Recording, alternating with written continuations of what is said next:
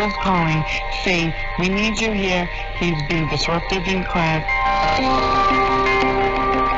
Meanwhile, my boss needs me at the office because she lives pretty far away and needs me to be there. Maybe you're even having one of those days today. If you are, how easy would it be to think about studying for a test 6 months from now? Or comparing, say, 10 insurance providers to make sure you've got the best deal? What happens to our minds when we're overstressed and overstretched? Then the little baby, he was having asthma attacks at the daycare. Suddenly, thinking about anything beyond the moment goes right out of the window.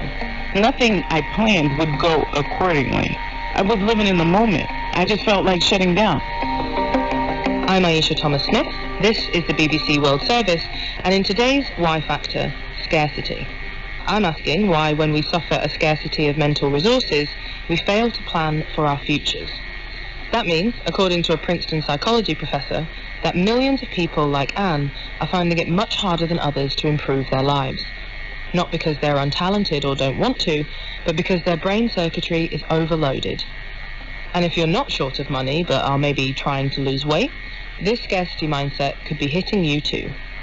In just a moment, we'll hear from the professor about his theories. But first, Anne's going to tell us a little bit more about why she feels so overwhelmed so much of the time. My name is Anne. I am from Cambridge, Massachusetts, born and raised. Immigrant family. My mom's from Haiti, dad's from Cuba. I have 3 children, a 24, 23, and an 11-year-old boy. I raised those 2 by myself. So you're a single parent, you're on a housing voucher, and I was receiving food stamps. You have the school calling you several times a week about behavioral problems. By the time I pick them up, it's feed them, did you do your homework, and go to bed. So why does Anne feel like that? Maybe it's all about a particular type of scarcity. My name is Eldar Shafir. I'm a professor of behavioral science and policy at Princeton University. Scarcity, in the standard definition, has to do with some insufficiency that's typically physical. There's just not enough of something. There's scarcity of food, there's scarcity of water. We talk about scarcity as really a mindset. It's a much more behavioral notion. So scarcity, in our definition, is basically walking through life with a feeling that you're lacking some resource of which you don't have sufficient. It could be money, it could be time, it could be friends. And people who don't have enough to live the minimally acceptable life are experiencing scarcity. And Professor Shafir believes never having enough changes the whole way our minds work. When you don't have enough of a particular resource, you start spending a lot of time worrying about it. We have very limited bandwidth. If I ask you to retain a 7-digit number in your head, if I ask you to remember, please don't forget 4297263. While you're doing that, while you're keeping those digits in your head, 4297263. 42. You literally have less bandwidth for other things. You're literally less likely to notice people riding a unicycle across the street. You're likely to eat less healthy because you're monitoring what you're eating less well when your head is busy. So there is this concept of cognitive load. Your head is busy, and then you attend less and do less with other things around you. And so what we discovered is when scarcity raises its ugly head, when it occupies you, you just have less mental resources in some sense for other stuff in your everyday life. Think of yourself as driving in a very, very stormy night. It's very rainy, it's very stormy. You look 3 feet ahead of you. You're focusing entirely on the road in front of you. You will not see things in the periphery. It's literally a visual effect. When you're focusing strongly in front of you, the periphery loses focus. So while you're driving in a storm, you might not only miss advertisements on the side, but you might even miss a stop sign. You're looking right ahead. And in a sense, what happens when you're juggling poverty, for example, and you're focusing on the challenges or the threats of not having enough money for dinner on Friday or for rent at the end of the month, you're driving in a storm. You're focusing right ahead. And a lot of other things are out of mind. They're not present right now in the periphery of your attention. When we are in a stressful situation, our bodies are wired to react to stress in ways that are very powerful. Beth Babcock is head of Empath, a US-based NGO which helps people on low incomes. If you're standing on your porch and you're looking across the street and you see a tiger headed for you, what our brains are wired to do is to dump everything else that we're thinking and concentrate on that tiger, that thing that's in front of us that's causing our stress. And we aren't supposed to be thinking about whether our children's lunch boxes are packed. We aren't supposed to be thinking about the shopping list that we have for the day. We're supposed to be thinking about that threat that's right in front of us. And we're wired to have what scientists call a swamping effect that basically takes over the normal functions of our brain and sort of pushes them aside. For people who are under stress, it happens over and over and over again, so that each new crisis that presents itself in the day can take them off track from the things that they were thinking about previously. Professor Shafir says that has an upside. You survive, but a very definite downside as well. When you focus in moments of scarcity, you do very well on the thing you're focusing on. So the poor actually manage the finances extremely well. They know the prices of things. They know what it takes to cover the expenses they have much better than the rich. But while they're focusing on these details, other things in the periphery, because of lack of bandwidth, suffer. It's a little bit like if you had a deadline for tomorrow morning, you procrastinated, the deadline is tomorrow at 9, and you spend the whole night working on it, and you would do very well. The problem with that is that while you're focusing and doing very well for tomorrow morning, other things in the periphery get neglected. You forget your mother's birthday, you forget to feed your puppy, and so a lot of people in their everyday lives, when you think about it, when you don't plan well, you can manage at the last minute to do well, but there's a price to that. Folks who are not chronically deprived, folks who are not in poverty, will often sort of sit back in that crisis moment and they'll say, is there an alternative for how my child could be cared for? Do I have a friend I could call? Could I ask the daycare to just watch my son for another 2 hours while I go take this test? You start to surface options and try to create a plan B. But when you are under stress and you have this scarcity phenomenon, the other alternatives don't appear to us. And we can't sort them through and set priorities. We don't think about the future, and instead we make the decision of the moment. The best laid plans that we have for the things that would help us make a big change in our lives are often dropped or forgotten or pushed to the side or never even embarked upon because we're just reacting to the circumstances over and over and over again that confront us. That's the theory of what happens when we get overloaded.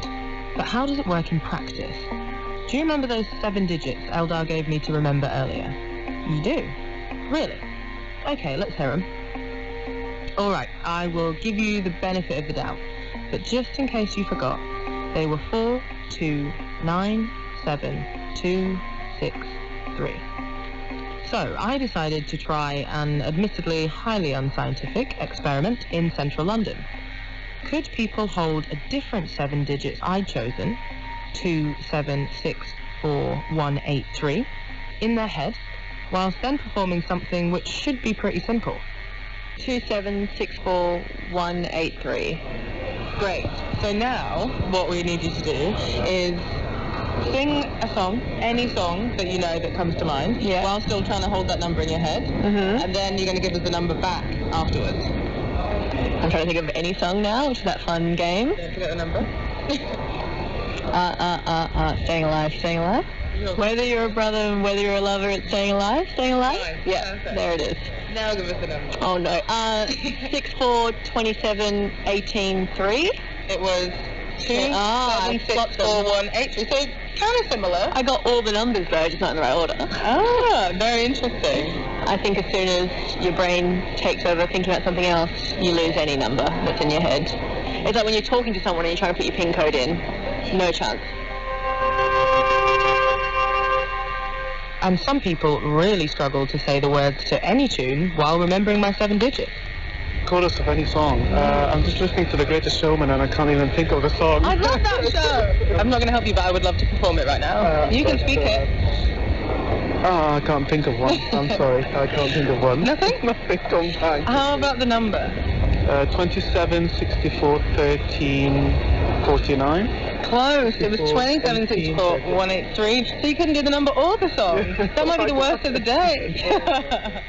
Eldar Shafir has been carrying out his own proper scientific experiments in a shopping mall in the US. This time, the multitasking was thinking about the cost of getting a car fixed while doing an IQ test. These problems we present come in two versions. Some are very easy, so the car's going to cost you $100 to fix, which we know for everybody in the mall is doable. Or they come in a version that's very challenging.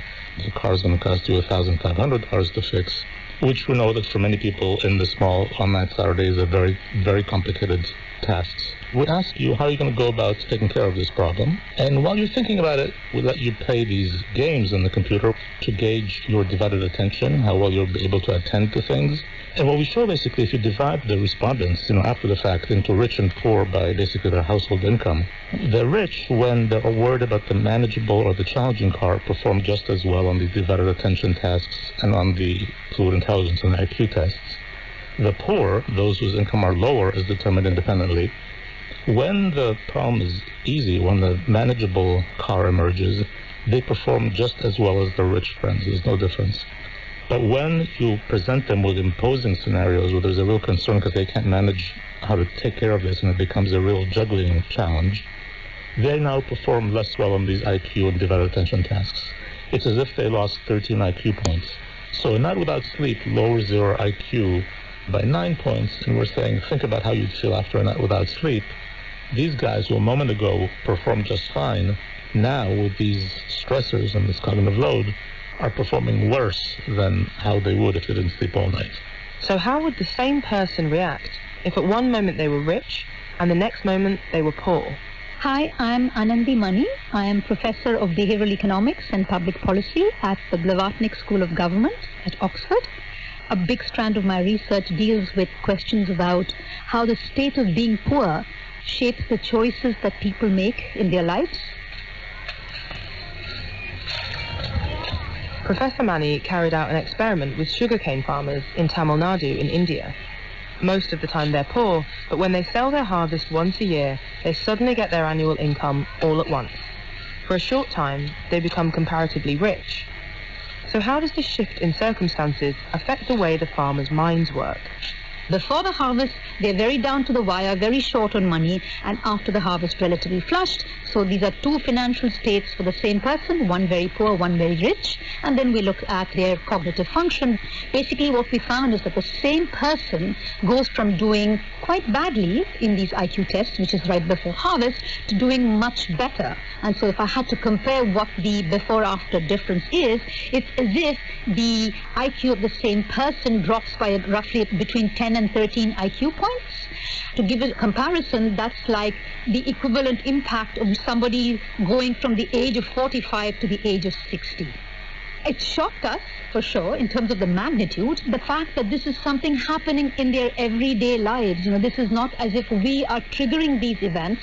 These are things which they have to cope with year after year. And despite that, to see impacts of this magnitude was something that we were very struck by. So these two experiments seem to support the scarcity theory, and one charity in the UK has been trying to put these principles into effect. The Baytree Centre offers training courses, advice and ongoing support to people on low incomes. They want to help them manage the impact of poverty on their lives and eventually get out of poverty altogether. So I'm here at the Baytree Centre in Brixton, southwest London, a community centre for women and girls that follows some of the principles and ideas laid out in Eldar's book, Scarcity. And we're here with the director, Carmen Gonzalez, who's going to tell us a bit about what they do. People wanted to improve, but they were unable to come regularly to the center. And when they failed to come on time, they felt really apologetic and almost guilty. So it shows you they really want to come, but they can't manage to come. This kept happening and happening. They were unable to plan long term. They were unable to save. They are not lazy or they are not sick, but somehow there is something stopping them to make better decisions in all areas of their lives. We have people that have up to 4 jobs. Yeah, so they are not lazy at all. But what happens then? Their health suffers, their family suffers. So how to support them to use all that energy and the goodwill that they have for their children and themselves in a more effective way. The answer has been to help them set up medium as well as short-term goals and offer people tailored support in meeting them. The training is also flexible, structured in such a way that if you have to miss one session, you can still make the most of the course. Elizabeth is typical of someone the centre has helped. As a single mother, I had to work a lot of hours. I started cleaning 16 hours per day, including Saturdays, I remember. And just I had one day for my kids. I think it was too much years doing the same job. One day, just started crying you. Yeah, so your shoulders started to... And one of the problems, because I didn't want to, my boss said, okay, this lady cannot do these things. Probably she needs to find another job. No, I needed the job. I wanted to keep it. So you were doing 16-hour days, and losing the job wasn't an option. So you just had to ignore the pain in your shoulder for 6 years until someone realised and you got treatment. Yeah. I know I cannot speak very well English, but I think through working, keep studying, and one of my aims is to be in the future an accountant. Yeah, so the support and the small steps have really helped change things for you. Yes. Eldar Shafir has mainly concentrated on the decision-making of people on low incomes, but he was also interested to see if his ideas on scarcity worked in other contexts, like when there's a scarcity of food. So he started to look at historic research. Around the corner, people were being weighed and measured for evidence of malnutrition. And he came across something known as the Minnesota experiment, carried out during the Second World War as the US tried to decide how to feed millions of people. When the Allies realized they're going to inherit a lot of starving people in European camps, they realized they don't know how to feed the starving, so they had experts in nutrition. Of course, to study how to feed the starving, you had to have people starving, so they had these conscientious objectors in the U.S. who volunteered to be parts of the study. And they took these young, capable, talented, intelligent young men and basically starved them, not to death, but to massive discomfort. They cannot hold their hands above their heads long enough to wash their hair. They're so weak. And what you find is that you would think that they would want to think about something else. All they can think about is food. It's almost tragicomic. They memorize recipes and newspapers. They compare the prices of items of food in different supermarkets. They plan to become restaurateurs. They are just obsessed with food, although that's exactly what they don't want to think about. And when the experimenters at some point feel bad for them and show them a movie, the descriptions from the subjects is they showed us a movie, I couldn't care less about the love scenes, I wanted to see the meals. And so their heads are completely devoted to this thing that they would, they don't have enough of and they'd rather not think about. So Eldar Shafir believes hungry people obsess about food in the same way as people on low incomes obsess about money, and with a similarly detrimental effect. Other academics are more skeptical, particularly of his suggestion that people on low incomes are so busy trying to fulfill their immediate basic needs, they don't have time to plan a better future. My name is Daniel Hammermesh. I'm a distinguished scholar in the economics department at Barnard College in New York. My specialty is labor economics. I've studied a variety of things, specializing in issues of how people spend their time, how they manage their time, and what determines how stressed people feel about their time.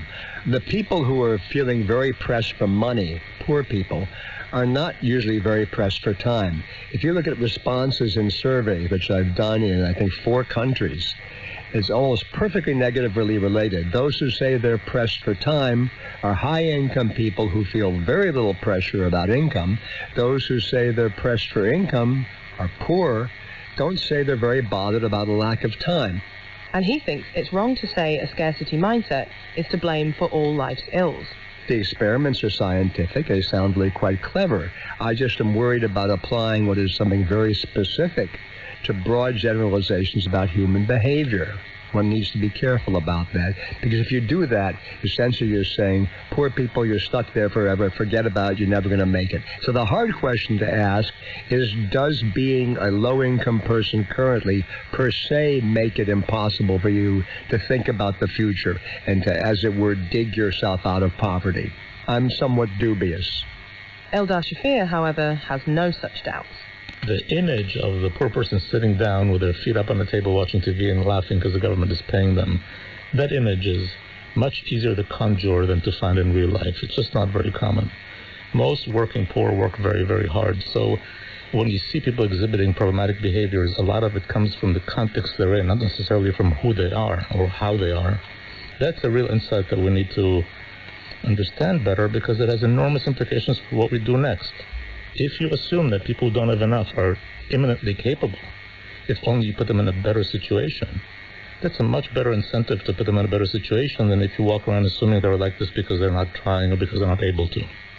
If I gave you a better situation, if I gave you more manageable conditions, if I allowed you to have enough income to finish the month and provided reliable public transportation and childcare, you will perform a lot better. You'll just literally be smarter, you'll forget less, you'll sleep better, you'll perform higher. And there's enormous implications just by providing you kind of more manageable everyday life. And supporters of this theory, like the charity Empath, insist it works when put into practice. Anne, the single parent we heard from at the beginning of the program, says she is living proof. They provided me an advocate for my son, who's always getting calls with the school. So I had an advocate helping me to ask the right questions to get the right individual education plan so that would lessen the stress. I can now see past like tomorrow and this week. Like most economists, I can see how it would be rational to keep half an eye on the future while we're juggling our immediate priorities and factor this into our plans. But the research here suggests to me that when structural constraints like poverty are weighing down on us, it can be pretty difficult to make the best choices to help change our situation. So maybe it's time we factor the scarcity mindset into the way we approach tackling poverty. I'm Aisha Thomas-Smith, and you've been listening to The Y Factor. The producer was Bob Howard.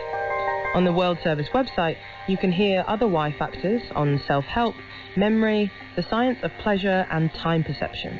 We'd love to hear your ideas for future topics. You can email us at yfactor@bbc.com. By the way, can you still remember Professor Shafir's 7 digits in your head? You can? Okay, let's hear them. If you said 4297263, give yourself a pat on the back. Just time for a final thought from the professor. Doors to manual. In aviation, it's very clear that you can only train pilots so much, and after that, you owe them a very good cockpit. If you design the cockpit badly, if people have to push the stick to lift the plane rather than pull it, you're going to kill people.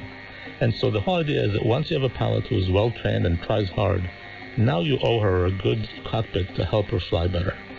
And this is the same here. Of course, if people do not try and do not look for jobs and do not do the right things, they're not going to make it. But what you owe is those who are working hard, who are trying very hard, you owe them a good cockpit. You owe them a good set of policies that will alleviate the stressors and make success just a little bit more manageable than if you design a cockpit that's just less conducive to success.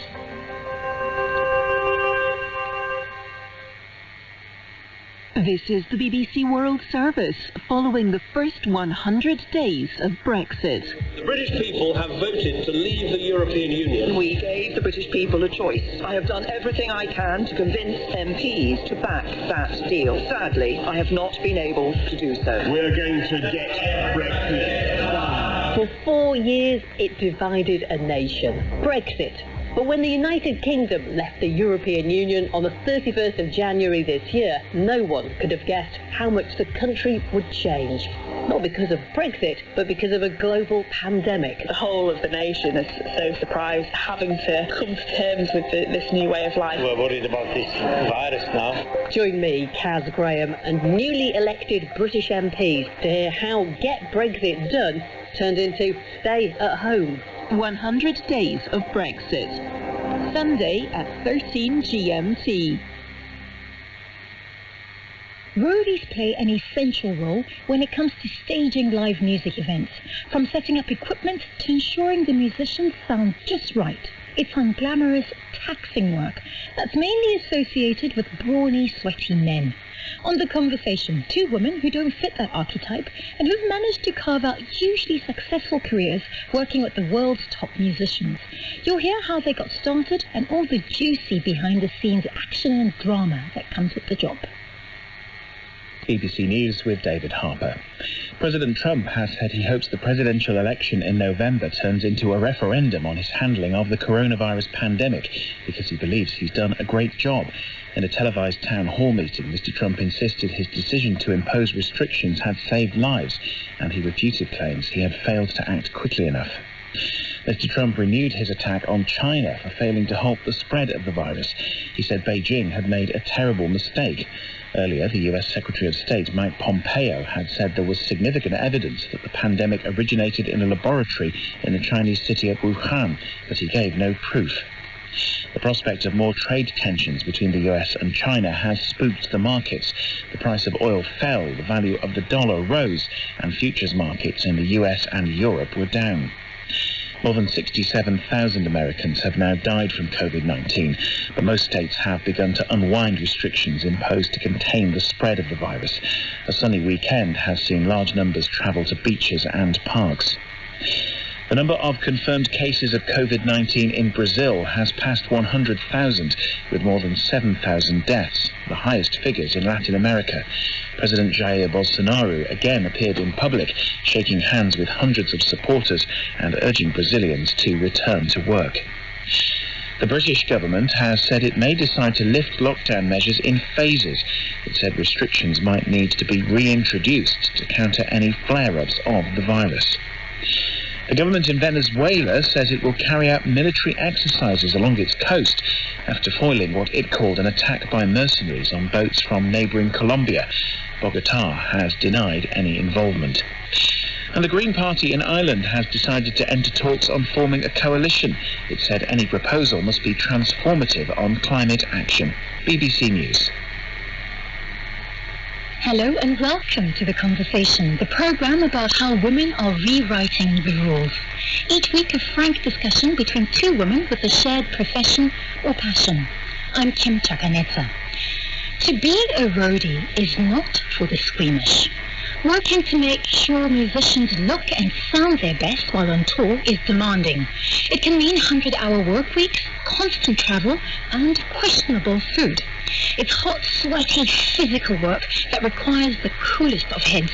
And for a long time, the archetype of a roadie was that of a brawny man lugging equipment around the stage. My guests today couldn't be further from that. They are two women who have worked with music royalty. Tana Douglas is known as the world's first female roadie and is considered a legend in the industry. She started off working for what was then a little-known Australian rock band called AC/DC when she was just 16 years old. Over the years, she became a lighting and tour logistics supremo for an impressive roster of musicians, including The Who, Status Quo, Elton John, and Santana. Hannah, welcome. Hi, how are you? Very good, thank you. Pleased to be here. And also with me in the studio is another woman who has broken the mold, the British sound engineer, Becky Pell. Becky is the woman artists like Kylie Minogue, Take That, and Westlife turn to when they are playing huge arenas or sell-out tours. For the past 3 years, Becky has been in charge of the sound on the Pyramid stage at the world's largest festival, Glastonbury. Becky, welcome. Thank you for having me. It's wonderful to have you both in the studio. Given how male-dominated a field this is, have you ever encountered sexism, Becky? Yes, definitely.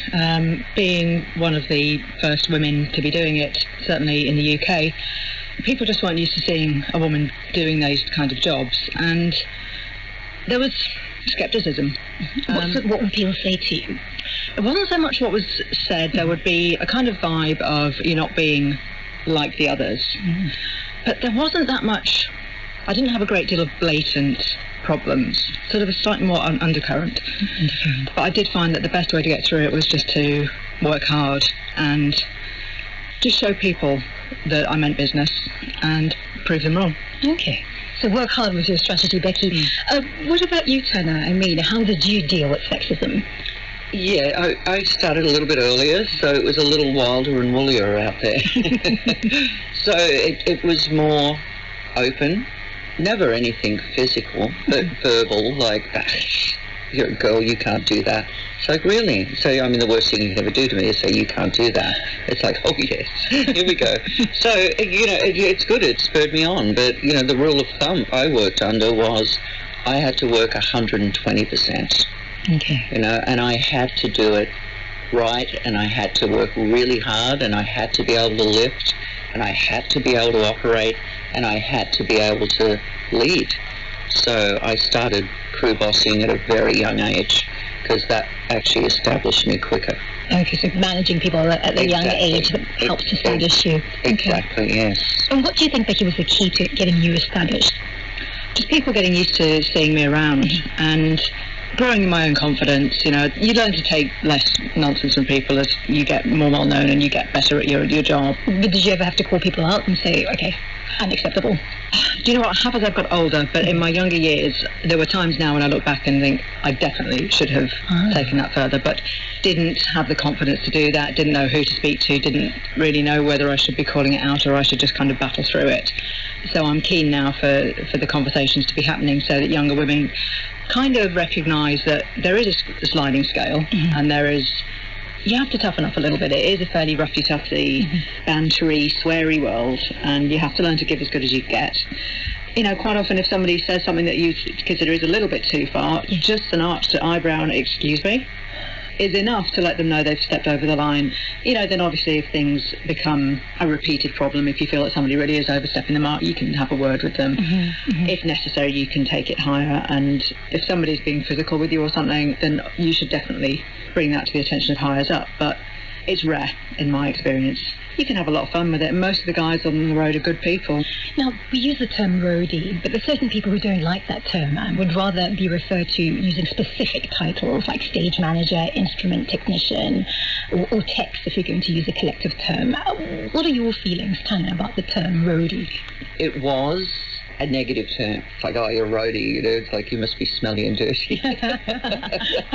And stupid, you know, which was so far from the truth. Well, they thought people were just big oafs that moved boxes around, you know, and that's kind of the stigma that goes with it. A lot of people from back in the day don't like the term roadie, you know, and to me, I actually look back on it with kind of a fondness because now it's a little too political for me. It's like you're the assistant to the video operator's technician's sidekick.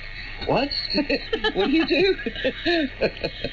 So Tanya says the term has negative connotations, but do you think it also has masculine male connotations? I think only from the point of view that it was mostly men doing it. I definitely refer to myself as a roadie. We collectively with my workmates will refer to ourselves as that. If somebody who's not in the business calls us, you know, oh you're a roadie, it does kind of have this thing about it, and so it's one of those things that's an insider's word, I guess. So when you refer to yourself as a roadie, what was the main thrust of the work that you did to begin with? To begin with, it was always about sound for me. I wanted to be a sound engineer. Now, there's a lot of breadth within that. I didn't know exactly what area I wanted to specialise in, and I didn't know there were different aspects to it. But I just knew I wanted the thrill of being on the road with a live show and making that happen. Tanya, you've done quite a lot.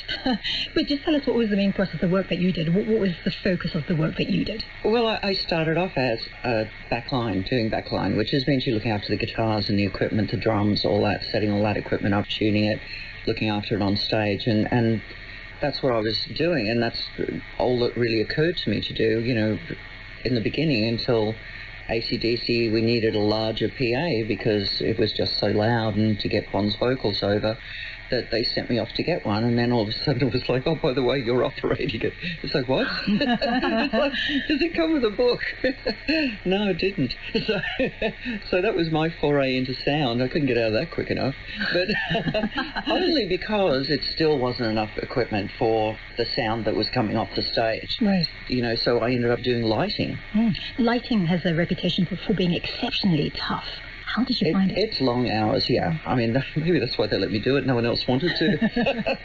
But it was interesting because what caught my attention was a particular piece of lighting equipment, which is called the Mighty Mobius. Never took on.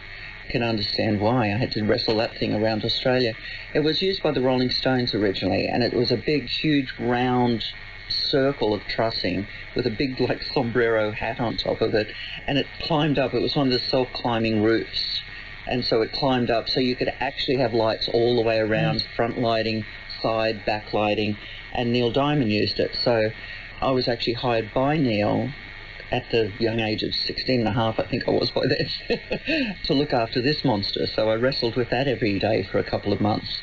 And then I also managed to break the record for the Stones to get it set up and broken down. So from that, I was offered a job overseas, internationally.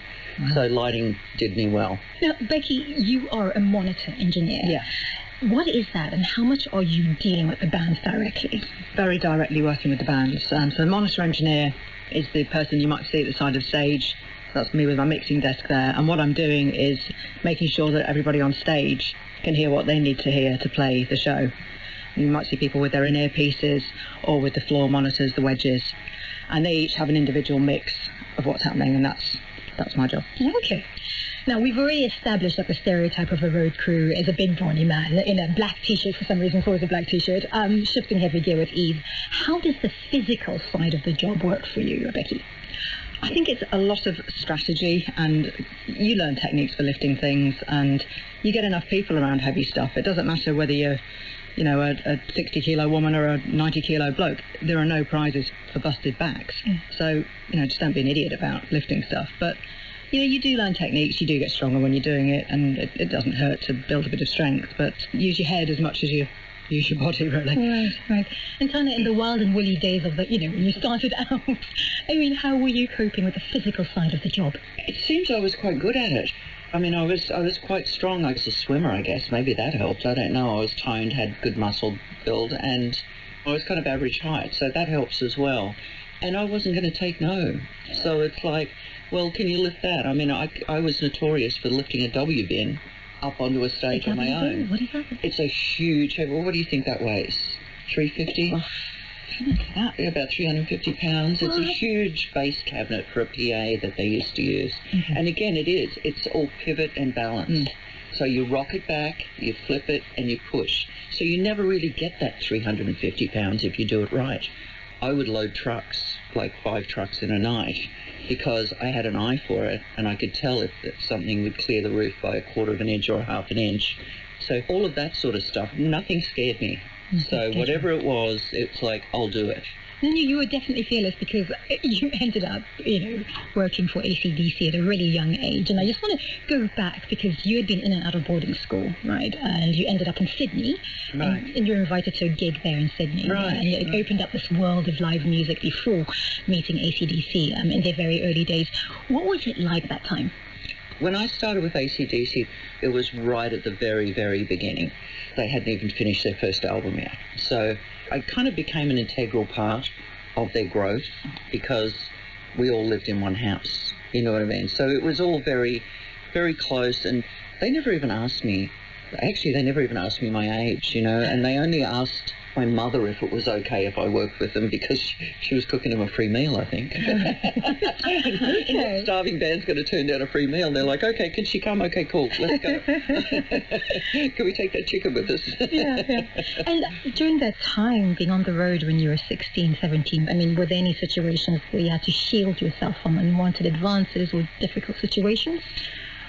You know, when I get nervous, I make a joke, and it can be quite sarcastic. I've got quite the mouth on me, so I'm quite able, and that's my defense mechanism. So I would cut someone down and everyone would laugh, and then the person would be too scared to try anything again. You know, it's like I rely on wit and humour as opposed to the yelling and the complaining thing. Becky, obviously your job requires that you travel a lot. What is it like being on a tour bus overnight? And presumably it's just you living with a bunch of men. Generally 15 blokes, yeah. 15 blokes? Yeah. What's that like? It's actually quite good fun. I mean, the buses are pretty luxurious these days. Not all buses, and they haven't always been like that, but they've got a lot better over the years. So they're actually pretty comfortable. Your bunk is kind of your sacred area with your curtains, and you can go in there and have a bit of peace and quiet and shut yourself away. Provided you're with people who are reasonably civilised, it's not too bad. Sometimes the toilet can be an interesting experience. Oh. Don't travel without your bus flip-flops. That's what I'm saying. I do. Okay. And any tips for travelling? I mean, what are the sort of things that you learned from moving around as men on these buses? You know, just basically, I mean, I never wore a dress for 30 years. I didn't wear a dress, you know, because it's tough. You know, then it was tough because there was only one person, you know, only me. And you've got to be careful you're not sending mixed signals. Even just by wearing a dress, though? Well, you know, it can be, yeah. Because you've got a day off and all of a sudden you come out in this Because it has to be a fabulous dress if you're going to wear it. You come out this fabulous dress and maybe a little makeup, and all of a sudden half the crew's like, whoa. Because they're boys, you know. It's like, no. You've got to have barriers. You've got to have boundaries. You've got to look after yourself. You've got to be smart. You know what I mean? And it's a respect thing, and it should go both ways. You can't expect the guys to respect you if you're out doing stupid stuff. Okay, you're nodding. Yeah, I definitely agree. Yeah, you don't wear a little camisole on the bus. You wear, I generally wear a singlet and tracksuit bottoms. Yeah, you don't present yourself in a way that could be misinterpreted. But what about wearing a dress? It sounds extreme to me. And certainly not during working days. You've got to dress practically anyway. Yeah, I mean, low-cut tops, that kind of thing, it just attracts the wrong sort of attention. And yes, I absolutely agree, a woman should be able to wear whatever she wants and that not be an issue. But I think there's a level of being sensible about this if you're just surrounded by guys. And it's because you're in such close proximity 24/7 for up to 12 months at a time. A world tour is 12 months. You don't know each other when you come in a lot of the times. You get to know each other really quickly, but you only know the person on the road. You don't know their home life. You don't know their history. So you've got to be careful because people do change when they get into that environment, you know. So you don't want to blur the lines. I'm not saying you've got to be a nun. I mean, I married a roadie. We both married roadies. Well, you don't get much choice, really. Well, let's get into that because, I mean, how does being on the road for large chunks of the year affect your personal life, Becky? It's not easy. I mean, doing 6 months plus away from each other, I don't recommend. That's not good for a marriage. I mean, my husband is a sound engineer as well. We met on the road. Sometimes we've been lucky enough to tour together. Other times we'll be apart for months at a time. You know, I've just come to the end of 3 months away from home now. It's easier now because of things like FaceTime and that kind of stuff. You just have to do whatever you have to do to keep the connection, try and talk every day. And it does mean you have to put some work into a relationship. Tana, how did you manage it with your husband? Were you working together most of the time or were you apart? We did tour a lot together. We both worked with Elton John, so we did tour together a few times over the years. But it is hard. It's really difficult. My hat goes off to people who, like 30 years later, they're still married in this industry. It's a precious thing. I didn't do too well. But we are friends, so... That's good. But it just, it didn't work. It's very difficult, and you've got to spend almost as many hours working on your relationship as working on your career, or it's not going to fly. You know, it's just not fair to the other person. Okay, let's pause there for a second to remind you that you're listening to The Conversation. I'm talking about the physically and emotionally demanding life of a roadie, that is, a touring professional who works in the live music industry. My guests are two women who have been phenomenally successful in the industry, Tana Douglas from Australia and Becky Pell from the UK. Do bands ever take out their frustrations on you? I mean, say if they think you're not making them sound good. Becky? Yeah, monitor engineers are certainly at the pointy end for that one. You are the first in the firing line if they're not happy. And it doesn't necessarily have to be about the sound. You are the first person they turn to if there's anything that they're not happy about. And they bring their stuff with them like we all do. So they might have had an argument with their partner before they come on stage for sound check, or they're not happy about some interview they've done before the show, and, you know, that affects where their headspace is. So it's generally acknowledged in monitor engineers that it's as much psychology as technology. So how do you deal with it? So the key is really, when you work with an artist a lot, getting to understand what they actually mean. Because as a monitor engineer, your job is to help create the most comfortable environment for that performer to give their best show. But there has to be a boundary. I'm quite happy with people being difficult, pedantic, finicky, very demanding, but I won't take any rudeness or disrespect. If it's something in the heat of the moment and you know they're upset and then somebody apologises later, that's different. But if somebody's consistently rude, I will call them out on it. I always swore I would never be a monitor engineer. Seriously, it is. You're in the firing line. I mean, they throw stuff and things. I mean, they really do. You know, like if they've got like a bottle of water or a bottle of whatever on stage and they're not happy, they'll sling it. And it's always going to be the monitor engineer, whether it's their fault or not, who takes the first blow. It really is the front line, you know, and I swore nuh-uh. My hat goes off to you, girl. So lighting is a safer space when it comes to these. Well, they've got to throw further. Got it. We're a smaller target. Where are they? Distance, in the distance there. Exactly. But how close do you become to the artists, in terms of friendships? Some of them you become really close to, actually, and you get this bond that lasts, you know what I mean? And it's like Status Quo is another one. They're just such a great bunch of guys. I was with them for like 3-4 years, and I just loved them, and there's other bands that you work for where it's like, you couldn't pay me enough to go back. And I've said it to their face. It's like, you, multi-mega millionaire, could not pay me enough, Name names. Like, hell no. You can tell me after. There you go. But seriously, it depends on your position as well, how close you get to the band members. But some people make a point of it, and that to me is crossing a line, because that's not why we're there. I mean, luckily I've only ever had to send one person home for doing that, but I had to do it because the person was just staying up all night partying with the band, coming in late for the call, and then useless. But thought it was okay because the band's, like, I was with the band, and it's like, then they can pay your wages, and I'll get in another crew person. Becky, how close have you become to the acts you've worked with? Friendly working relationships are kind of what I try and aim for. You might end up going out for kind of end of tour parties or meals or drinks or whatever, that kind of stuff. Yeah, we did have one Miss Minogue come to our wedding. One Miss Minogue! That was very lovely. You're all working towards the same thing, and you've got their trust. Yeah. Well, to have Kylie Minogue come to your wedding is quite something. And are there any incidents that stand out when things went horribly wrong, technically or otherwise? Becky?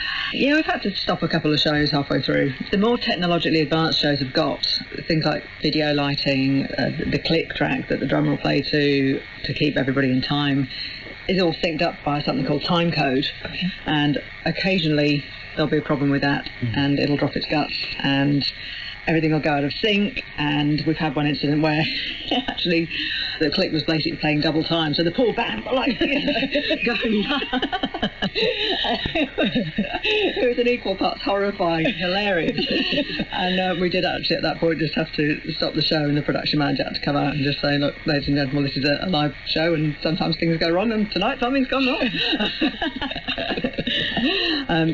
Let's just kind of send the audience off to go and get a drink for 15 minutes while we reset, figure it out, and come back to it.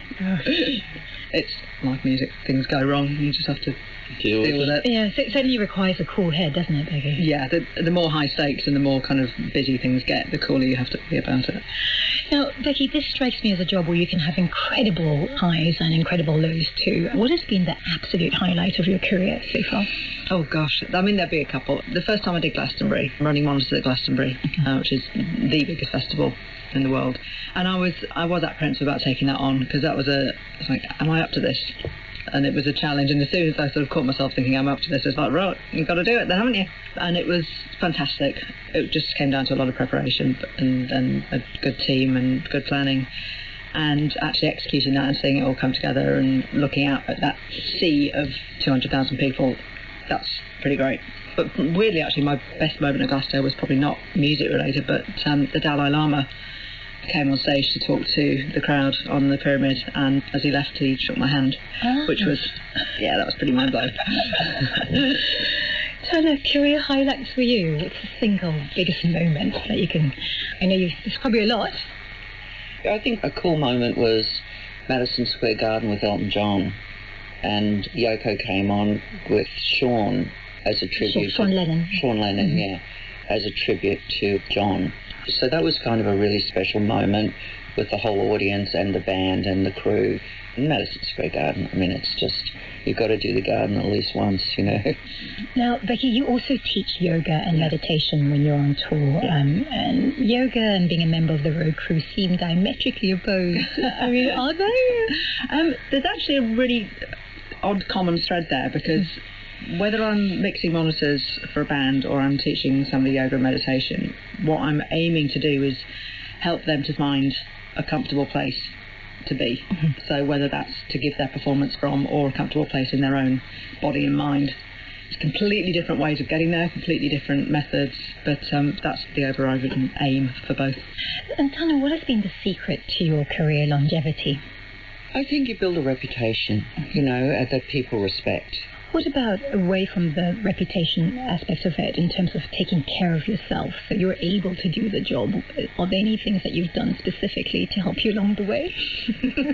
You're laughing, why? We didn't take care of ourselves.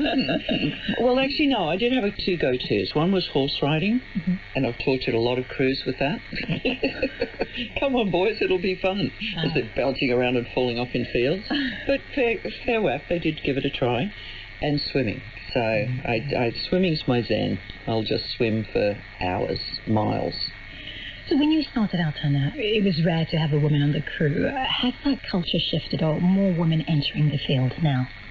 Well, there was no women on the crew. It wasn't rare, it just didn't happen. Okay. But, yes, I mean, I think slower than I would have hoped, I mean, I've asked a lot of people like Soundgirls.org and places like that, what's the number of women in the industry now? And no one knows. We can't quite tell, but we're figuring a safe guess is between 5 and 7%, which 30 years, 40 years later isn't a lot. No. It's really not a lot.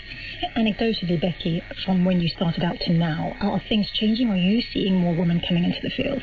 It is shifting. It's, like Tana says, not as quickly as you might have hoped or expected, but there are younger women coming through, and I'm seeing a really great attitude, actually, in them. Because there's a lot more college courses these days. There didn't used to be any. And what I'm noticing is some of the younger people coming through are coming in with a bit of an attitude that they know it all already and don't want to listen to the people that have been doing it for 20 years because they already know everything because they did a college course. And I have to say, I'm not seeing that with the women, with the young women coming through. They're much more eager to listen and learn and come in with generally a better attitude. That's a very sweeping statement. There are some great young guys out there too. But I'm consistently seeing some really encouraging young women coming. So I guess we did outline the hurdles of being a woman in the industry, but are there any advantages to being a woman in this industry, Becky? I guess, for better or for worse, people remember you just because you're unusual. Now, that can be a good thing or a bad thing. But yeah, I suppose you're more memorable, and if you've challenged somebody's misconceptions about how a woman was going to be on the road and proved them wrong, you've shifted somebody's awareness of how women fit into a production crew. Tana, do you think there are any distinct advantages to being a woman? Praise the Lord, I always had a single room. And it started really early, and then I think... So this is why you're on tour? They could put like 4 people in a hotel room easily. But I think because I was the only woman, it was pretty much expected that I would get a single room. And if you had a single piece of advice for young women who want to get into the business, what would that be? Stay focused. Stay focused on what made you want to be there. Don't get distracted. Just be true to yourself and be prepared to work harder than the guy next to you, because you're going to have to. Sound advice. Thank you, Tana. Thank you, Becky. Thank you. I've been hearing about life on the road as touring professionals in the live music industry, also known as roadies, with 2 remarkable women, the British sound engineer and yogi, Becky Pell, and Tana Douglas, who is considered rock and roll's first female roadie.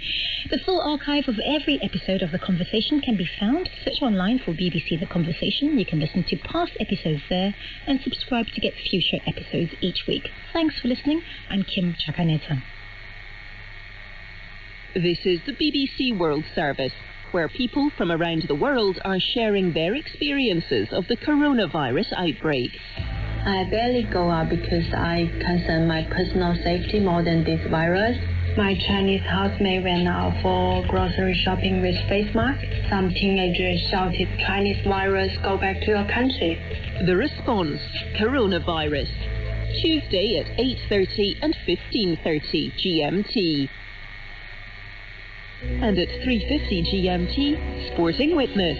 We go back to 2012, when Pakistan's Maria Turpakai Wazir reached the top 50 of women's squash. Hers is an extraordinary tale, including being disguised as a boy and hiding from the Taliban. This is the BBC World Service, the world's radio station.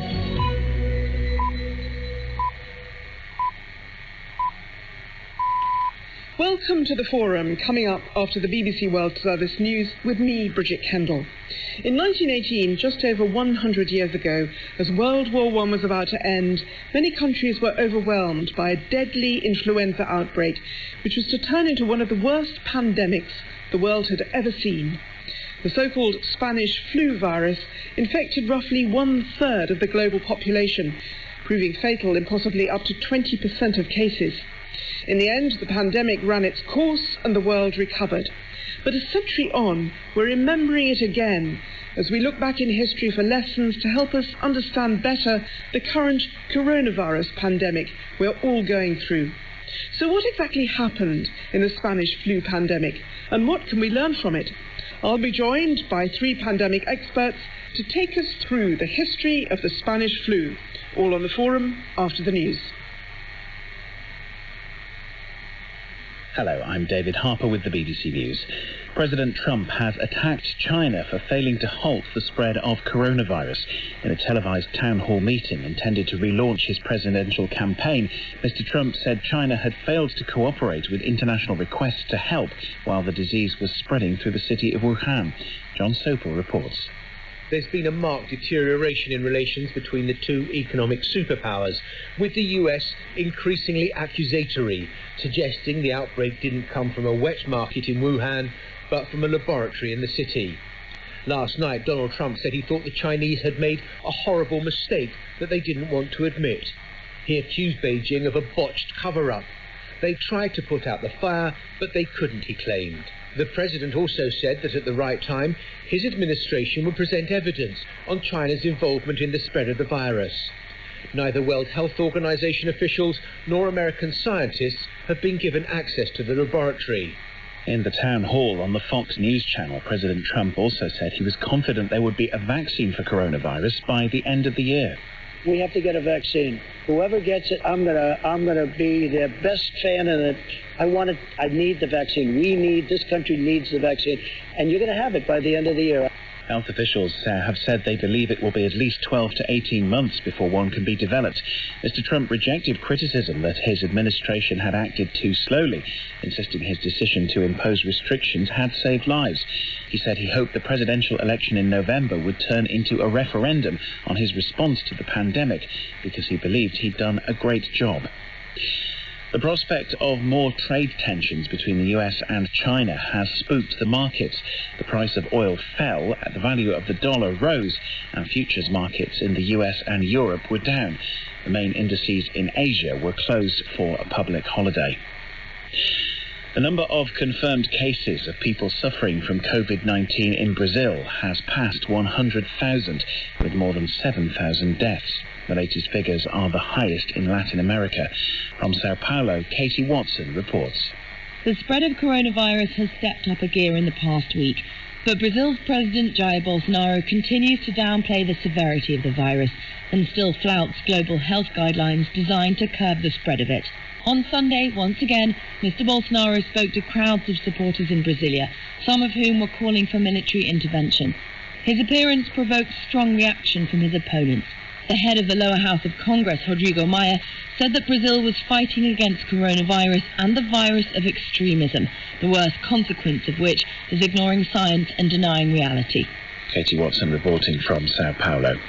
Live from London, you're listening to the latest world news from the BBC. Nigeria is relaxing coronavirus lockdown measures in the major cities of Abuja and Lagos in an attempt to limit the damage to Africa's largest economy. The country now has over 2,000 cases nationwide. Celestina Olulode reports. The new rules mean that shops and markets will now open until 3 p.m, but a ban on public gatherings remains in place, and schools and places of worship will remain closed. A nationwide curfew has also been introduced. In the northwestern state of Kano, a strict lockdown remains in place following a sharp rise in the number of COVID-19 cases. President Buhari has pledged to do more to protect lives whilst preserving livelihoods. Tunisia is also easing a strict lockdown, which has been enforced for 6 weeks. Half of the public administration and industry sectors are returning to work, although face masks must be worn. Egypt is allowing hotels to reopen for domestic tourists on condition they operate at no more than 25% capacity. And in Iran, mosques are reopening in many towns and cities where the risk from the virus is considered to be low. The Afghan Health Ministry says 500 random coronavirus tests carried out in the capital Kabul have revealed that more than 150 people have been infected. The spokesman said the results from the city of more than 4 million people were concerning. The latest results have triggered worries that the outbreak may be spreading faster than initially thought in Kabul. The British government has said it may decide to lift coronavirus lockdown measures in a phased and localised way so the impact can be monitored. A cabinet minister, Michael Gove, said it was possible restrictions might need to be reintroduced in some areas to counter any flare-up of the virus.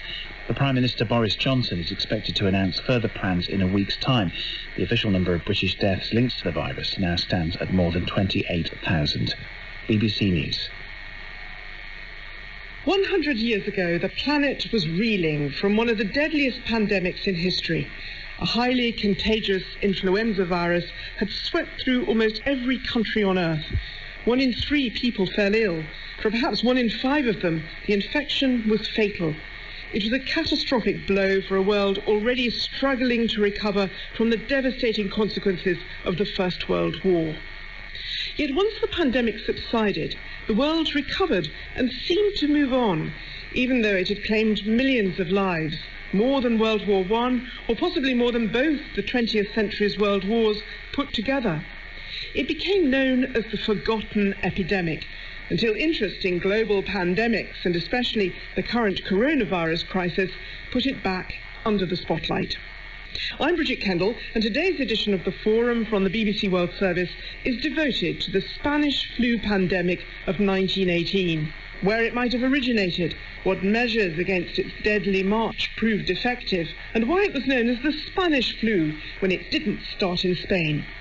I'm joined by 3 experts from different parts of the world to explore the history of the Spanish flu and what we can learn from this earlier global pandemic to help us better understand how to combat the COVID-19 virus, which is affecting all our lives today. Sven Erik Marmeland is research professor at the University of Oslo in Norway. He's been studying the 1918 pandemic for 24 years and is one of the authors of the World Health Organization's Pandemic Preparedness Plan, published last year. Siddharth Chandra is a health economist. He's director of the Asian Studies Department at Michigan State University in the United States and professor in the Department of Epidemiology and Statistics. And Laura Spinney is a science writer and journalist. She's author of Pale Rider, the Spanish flu of 1918 and how it changed the world. Welcome to you all. And Laura, can I start with you? Because I want to begin by describing the virus that became known as Spanish flu, because it was different from today's COVID-19 virus, wasn't it? Though it shared many characteristics. Yes, it was a strain of the influenza virus, so it belonged to a different family from the coronaviruses. Of course, what they have in common is that they're both respiratory diseases, but never before has a coronavirus caused a pandemic. This is a first in that sense. Well, the Spanish flu, as it was called that not because it originated in Spain, but because Spain, unlike the rest of Europe, was not under military censorship, and so instances of the virus were more widely reported there, especially after the King of Spain fell ill with it. In fact, the first recorded case of the Spanish flu virus was in the United States, at a military camp in Kansas on March the 4th, 1918. Soldiers were preparing to join the war in Europe, and a mess cook called Albert Gitschel fell ill, becoming the first recorded case of some 500 million cases worldwide eventually. So, Laura, what were the initial symptoms of the Spanish flu? In the vast majority of people, they were flu as we know it. That's a really important thing to say. It was a sore throat, fever, headache. But then in some people it went on to become something much worse. It became, they would have difficulty breathing, they would turn blue in the face, an effect that doctors called heliotrope cyanosis, and even in some cases they would start bleeding from their noses and mouths. And then in a small minority of cases, the blue would turn to black, and at that point there was really very little hope of recovery, and people would die within hours or days.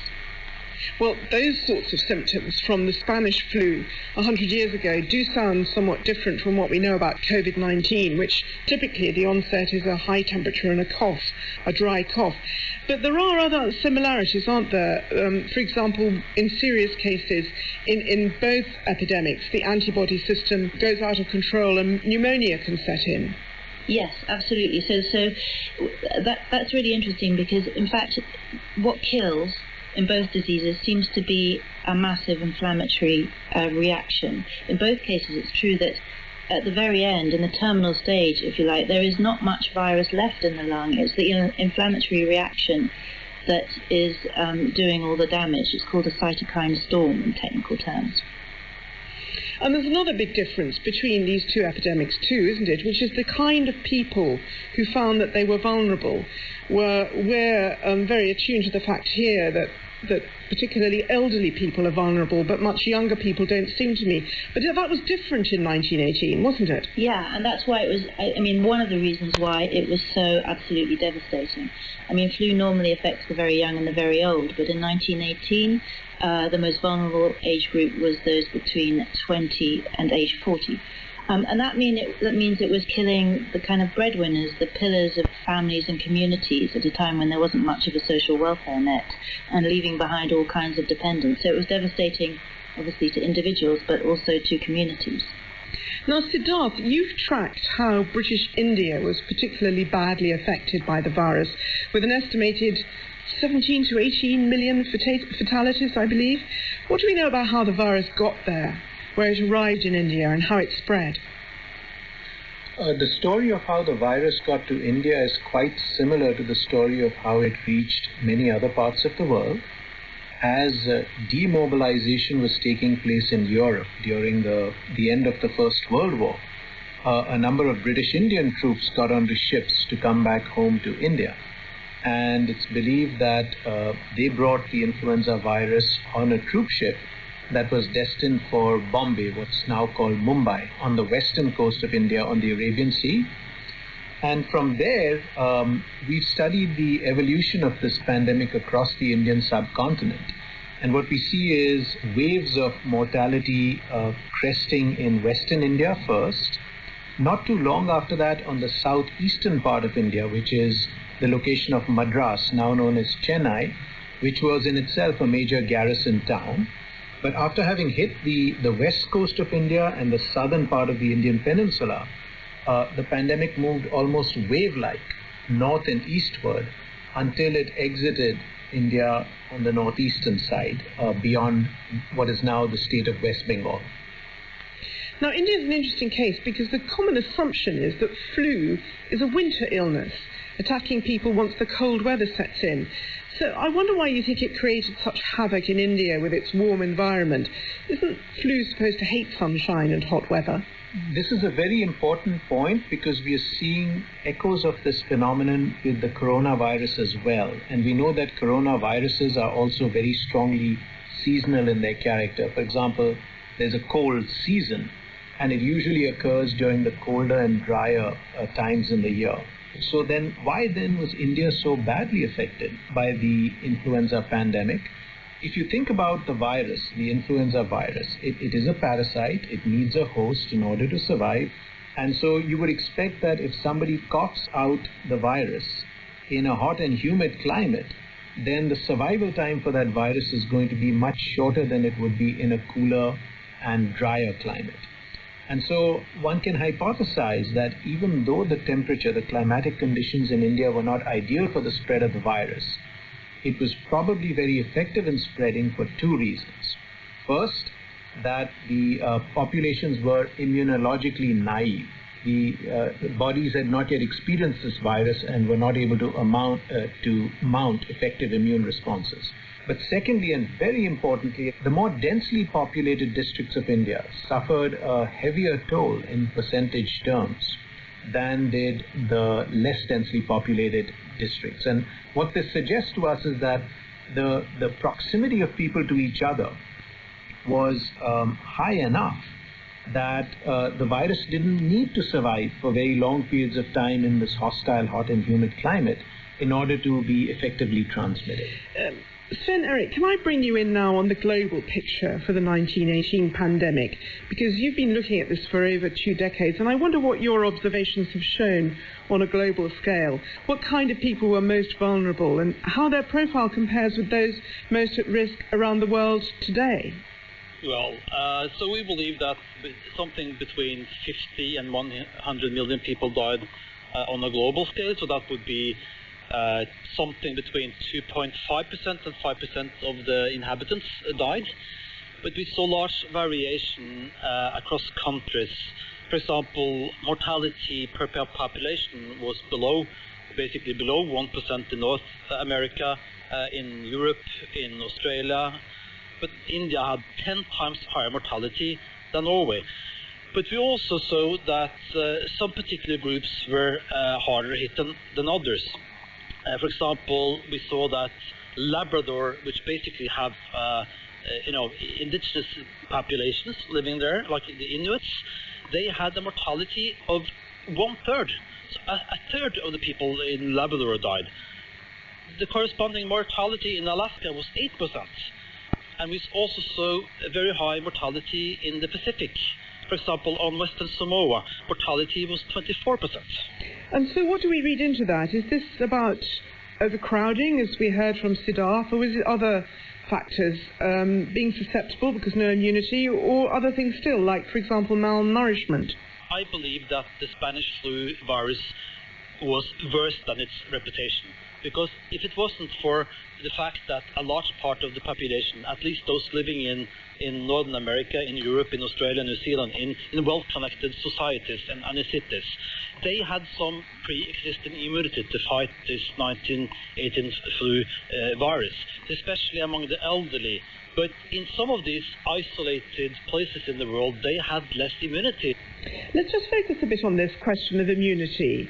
It's said that maybe people who'd experienced earlier flu outbreaks, like the Russian flu pandemic some 30 years before, may have had greater defences. So if that's the case, would you have expected that in the current pandemic that people who had been experienced earlier outbreaks might have more resistance? Yeah, it's actually a possibility that having gone through other cold viruses, you can have some types of cross immunity, because we know that a lot of people don't show symptoms at all or are asymptomatic, and a lot of people have just mild symptoms, but it's not settled yet.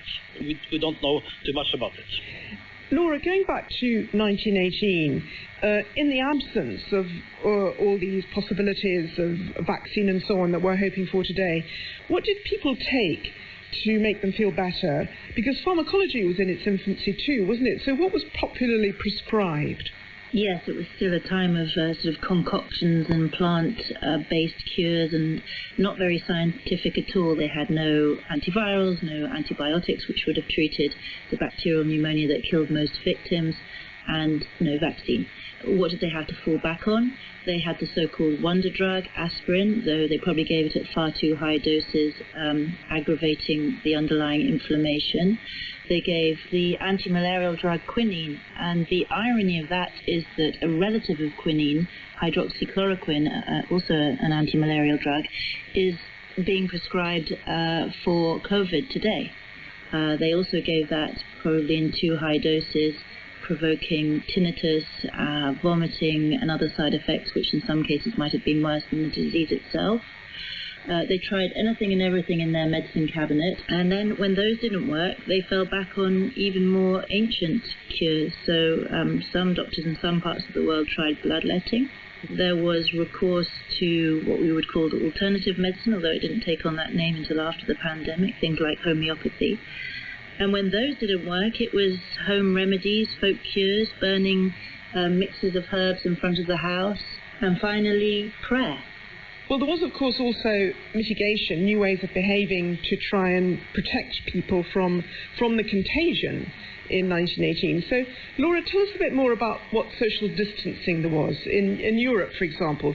You're in Paris at the moment, aren't you, where there's pretty much a lockdown. Presumably, it wasn't quite what you're experiencing today. No, lockdown is completely unprecedented. We've never done this before. There were public health measures, and in fact, I think what's fascinating is that in this period before we have a vaccine, and of course the pandemic may finish before a vaccine is available, we are thrown back essentially on the same social distancing and physical distancing techniques that they used 100 years ago. And those measures are really ancient. Isolation, quarantine, cordon sanitaire, these things. We've always done these, even before germ theory, even before we understood that microbes transmitted disease. We understood that you needed to keep the healthy and the sick apart. And in fact, in 1918, they had many of the same debates. Masks, do they work? Disinfectant. There was a debate in the newspapers in Paris at the time. So there was confused messaging. There was everything you see today. We were talking earlier about how crowding in large cities could provide opportunities for infection to spread rapidly. In your book, Pale Rider, you describe apocalyptic scenes in Rio de Janeiro in Brazil, where the city government was completely overcome by the challenge of dealing with the dead. And many cities went into meltdown, didn't they? Although not everywhere. In New York, didn't they weather the story quite well through an enlightened administrator? Yeah, they had an enlightened health commissioner called Royal S. Copeland. He did many good things. He had his hands tied because the President of the United States, Woodrow Wilson, was determined not to put too many controls on New York, which was the main point of embarkation for the troops going to Europe. Don't forget, we were in the middle of or at the end anyway, of the First World War. But he did what he could in the circumstances. The first was that he staggered rush hour by staggering the opening and closing times of shops and factories. Then he instigated a sort of clearinghouse system across the city to triage patients for medical care, which is sort of what you're seeing again today with big tents outside of hospitals to try and separate the COVID and the non-COVID patients. And the third thing he did, which was controversial, was that he decided to keep the schools open. And a lot of criticism came down on his head for that. In the neighbouring states, Massachusetts and New Jersey, they closed the schools. And I think what's interesting about his decision is that it shows perhaps how the right decision in one place may not be the right decision in another place. Because from what we can tell from the archives, he was thinking a lot about the children of immigrant families who lived in very crowded tenements in bad conditions, malnourished often.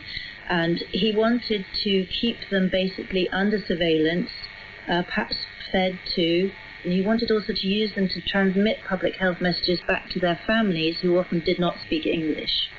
Very interesting. Siddharth, you've done a detailed study of social distancing in 1918 across the state of Michigan, where you're based in the US.